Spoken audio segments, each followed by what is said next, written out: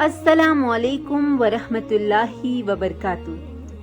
حضرت بلال حبشی کا اسلام اور مصائب۔ حضرت بلال حبشی رضی اللہ تعالیٰ عنہ مشہور صحابی ہیں جو مسجد نبوی کے ہمیشہ مؤذن رہے۔ شروع میں ایک کافر کے غلام تھے، اسلام لے آئے جس کی وجہ سے طرح طرح کی تکلیفیں دیے جاتے تھے۔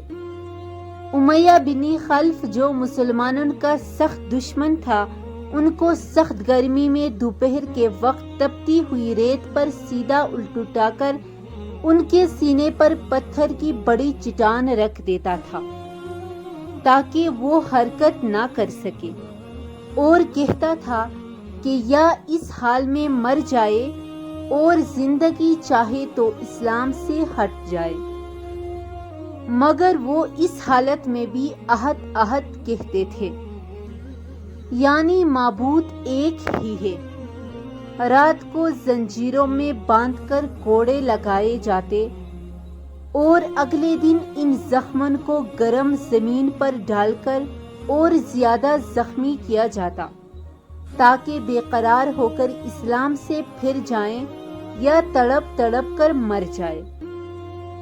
عذاب دینے والے اکتا جاتے، کبھی ابو جہل کا نمبر آتا، کبھی امیہ بن خلف کا، کبھی اوروں کا، اور ہر شخص اس کی کوشش کرتا کہ تکلیف دینے میں زور ختم کر دے۔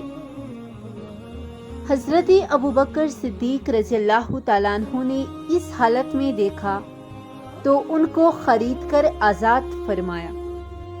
چونکہ عرب کے بت پرست اپنے بتوں کو بھی معبود کہتے تھے، اس لیے ان کے مقابلے میں اسلام کی تعلیم توحید کی تھی، جس کی وجہ سے حضرت بلال رضی اللہ تعالیٰ عنہ کی زبان پر ایک ہی ایک کا ورد تھا۔ یہ تعلق اور عشق کی بات ہے۔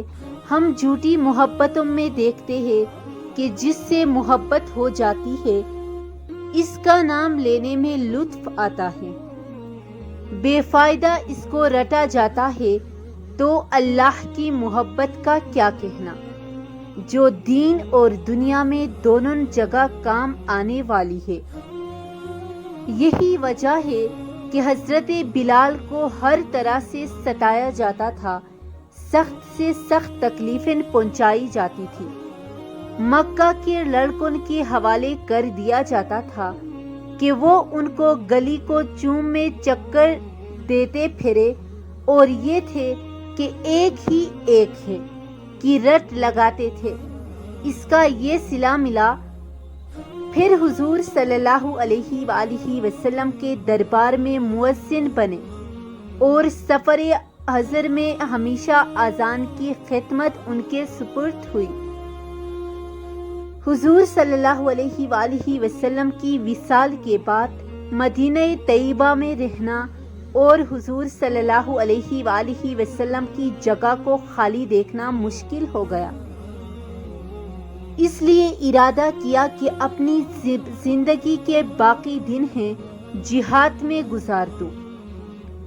اس لیے جہاد میں شرکت کی نیت سے چل دیے۔